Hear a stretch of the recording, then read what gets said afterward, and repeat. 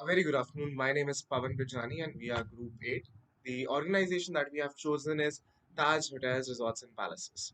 So Taj is one of the leading Indian hotel chain with over 110 hotels across the globe and has a legacy of more than 100 years. So Taj is divided into three sub-brands. Its flagship Taj Hotels and Palaces, Vivanta by Taj, and Gateway by Taj. Now these sub-brands are divided on the basis of the segments that they cater to and the kind of services that they offer. So just like any other hotel brand, Taj also accumulates and stores a lot of data about their customers. This is done through a software and system called as Opera. So Opera is a property management system and a customer relationship management system. So what happens every time a customer makes a reservation with Taj, a profile is being developed in Opera and it has a lot of details about this customer which was taken during the reservation. Now, every time this customer stays with a property of Taj, his details gets updated. For example, if he goes and if he asks anybody at the front end of the hotel that he requires a hard pillow, this employee can go and update this specific detail, this special preference of the customer in the system, and whenever he checks into another Taj hotel the next time, there always will be one hard pillow in his room that will be ensured by Taj. So this is how data is being used by Taj at this point in time, and it is because of the speed at which the information can be transferred from one department to another, from one hotel to another across the globe. Now, earlier, when these systems were not there, all this used to happen on pen and paper. Now, the only biggest problem that they used to face was that it was difficult to go back and see a customer's history because the data is only on pen and only on paper. So, this is one of the things. This is one of the kind of personalized service that has been enabled by softwares and systems like PMS, Property Management System, and the CRM system like Opera. Uh, However, this brings a huge question to Taj. Should they do the business in the similar way that they used to do earlier, or is there something that Taj could focus less on and focus more on their core competency? The distribution of their focus could be reduced while they can spend more resources on their core competency. So I'd like to talk about one disruption that is happening at a very huge scale with hotels. So, in the recent years, India has seen a growing trend in cafes and fine dining restaurants. So what has happened is there are basically two categories of customers who stay at hotels. Broadly speaking, one of them is tourists, the other one is business travelers. So tourists tend to explore the city and tend to have their meals, specifically lunch and dinner, outside the hotel. So this happened because of this, the footfall in the in-house restaurants of the hotels is very low. Again, a hotel puts a lot of resources in the operations of these food and beverage outlets. And also, there is a distribution of their focus from their core competency to the resource allocation of the food and beverage outlets as well. So this brings us to another question. Is it relevant still for hotels to own and manage these food and beverage outlets? Now that will take the presentation forward, and he'll give you some examples of how some hotels are doing, what some hotels are doing regarding this. Thank you. Continuing from where Pawan left off, a hotel whose clientele is primarily tourists would have low footfall in their restaurant. The reason being tourists prefer to venture out into the city and subsequently consume their meals in standalone restaurants itself. This leads to the hotel's restaurants functioning under optimal capacity and subsequently suffering losses. The hotel restaurant does not come under the umbrella of core competency for a lot of the hotels, and therefore management only tries to maintain industry functioning standards, whereas tourists prefer to have a fine dining experience when they visit a premium restaurant. This leads to disparity between the expectations of the customer and their experience. Horizontalization can help this solve this problem, as partnering or collaborating with a celebrity or renowned chef or a highly sought after franchise could lead to improved results from the food and beverage service. For example, Sunway Restaurant Resort, the spectacular flagship of Sunway City, Kuala Lumpur, had announced a groundbreaking partnership with Gordon Ramsay Restaurants to open the world-renowned multi-Michelin star chef's first ever restaurant in Malaysia. marking the statement marking the start of an exciting new era of international gastronomy for the country. This collaboration helps Sunway Resorts focus on their core competency while detaching a portion of their value chain, in this case their in-house restaurant, to a renowned Michelin star chef. This partnership does not just help Sunway Resorts in terms of cost reduction by reducing a service they provided earlier, but also leads to an increased footfall of potential customers as a data sharing model can be curated for both stakeholders, wherein customer data, spending capacity, and other data points can be shared between both parties.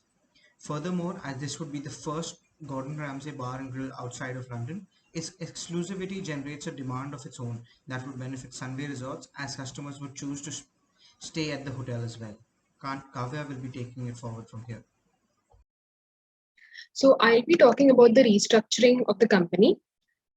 Despite all the people initiatives and leadership development programs, motivation and cooperation are the two things which are lacking in most of the big business chains. So usually a company would either go for a hard structure, which would include processes or systems, while some of them would go for the soft structure, which would be feelings, sentiments, etc. So Taj has actually selected a mixture of both. That is, it has structural procedures as well as they've tried to embrace personal relationships.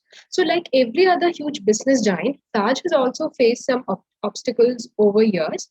So, after a primary and secondary research that we conducted, there were reports that the employee motivation levels have been very low, and the employees feel that their well being depends upon their head of department, general manager, and the hierarchy above them. So some employees also reported poor work-life balance within people, for example, working extra hours. So approval from each department will also take time. So what happens is that will increase the time taken for making decisions, and that would bring down the entire work efficiency of the organization. So some employees even demand a revised grading system that is transparent and better. But the problem here is that would further clearly define tell them what they should do and what they should not do. So that would again enable them to refrain to perform certain activities. And then the extra clarity on each role is actually not good for the company because it reduces the cooperation between people. So adhering to strict hierarchical process, the responsibilities of each person is well defined and each act performed could be traced back to the doer.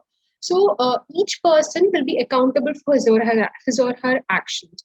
So each action performed by an employee could easily be measured, and their benefits and bonuses will depend on it.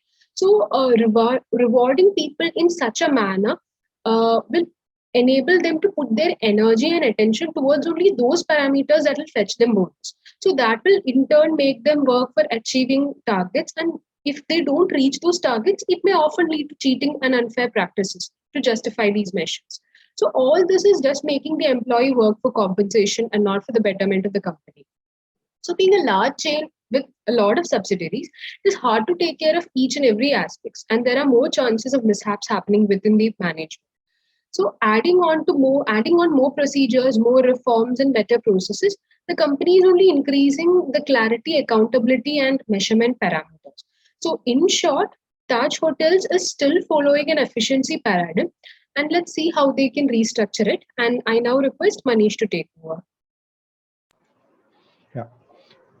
So clearly these pillars of management or the approaches to management have become obsolete in the modern and complex world.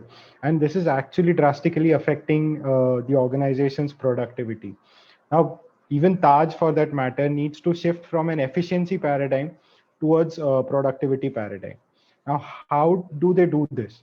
So Eve Moria in one of his TED Talks suggests 6 rules or steps that the organization must follow to not only bring about this paradigm change, but also to increase productivity and establish sustainable and competitive advantage. So let's take a look at these rules. So the first rule says understand what others do.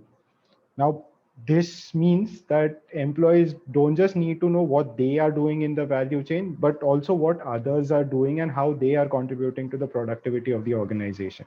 Now, for instance, in a specific Taj hotel, a room cleaning staff need not just be restricted to know about what they are doing. They need to know what the waiters are doing, what the head chef is doing, so that it creates a collaborative effort.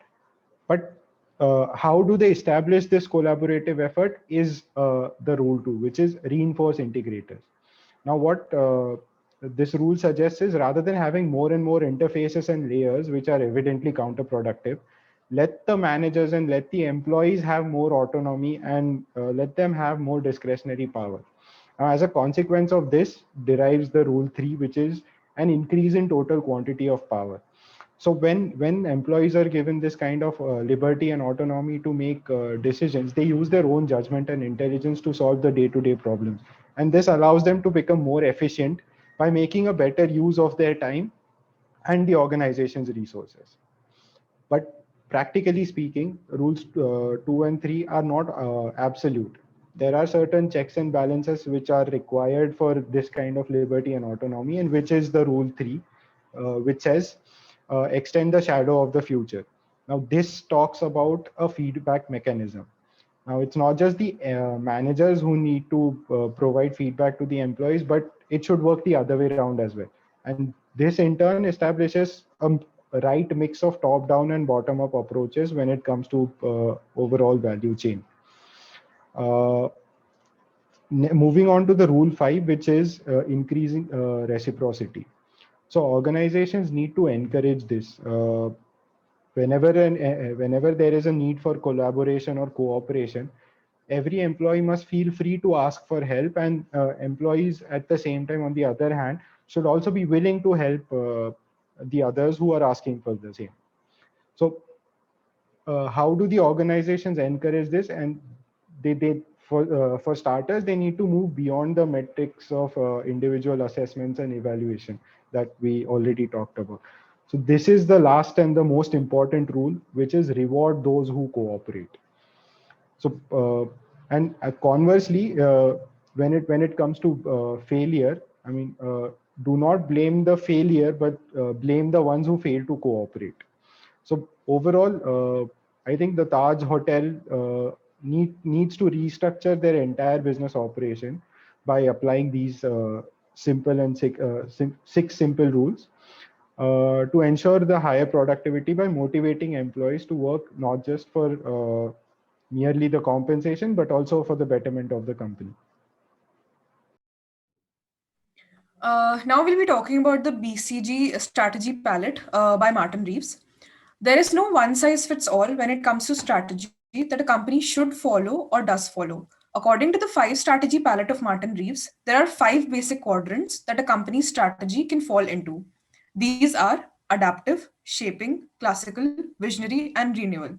How unpredictable is your environment? How much power do you or any other have to change that environment? These are the questions that need to be answered in order to determine which type of strategy a particular company and industry falls into.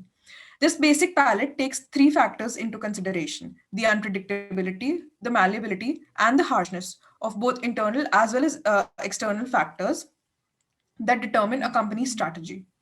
The strategy palette enables leaders to describe and choose the right approach to strategy in relation to any specific part of their business. If we specifically talk about the hospitality industry and mainly the company Taj Group, they fall under the shaping quadrant. In this quadrant, the core idea or what it takes for a company is to be the orchestrator. This can be described as an unpredictable and malleable environment. The related approaches in this kind of environment are networks, ecosystems, and platforms. The key traps are overmanaged ecosystems. Pause.